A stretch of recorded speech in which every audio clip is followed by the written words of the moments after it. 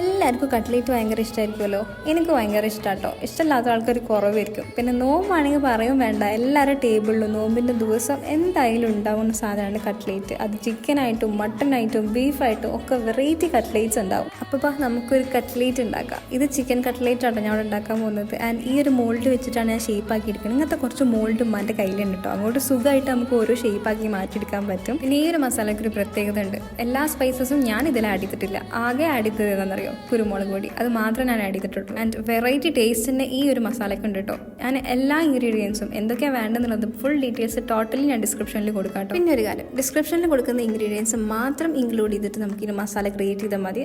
മസാല നല്ല ടേസ്റ്റ് ഉണ്ടാവും കേട്ടോ. പിന്നെ ആസ് യൂഷ്വൽ നമ്മൾ ചെയ്യുന്ന പോലെ മുട്ടയിൽ മുക്കുക, ബ്രെഡ് ക്രംസിൽ മുക്കുക, അങ്ങോട്ട് പൊരിച്ചെടുക്കുക. പൊരിച്ചെടുക്കുമ്പോൾ നല്ലൊരു സ്മെല്ലും കൂടി വരാണ്ടിട്ട് അടിപൊളിയാണ്. ഇതിന് ഡിപ്പിംഗ് ആയിട്ട് കുറച്ച് കെച്ചപ്പും കൂടി ഉണ്ടെങ്കിൽ സെറ്റ് സാധനമാണ് കേട്ടോ. അപ്പോൾ നാളത്തെ നോമ്പിൻ്റെ ടേബിളിൽ ഇത് ഉണ്ടാക്കിക്കോട്ടെ.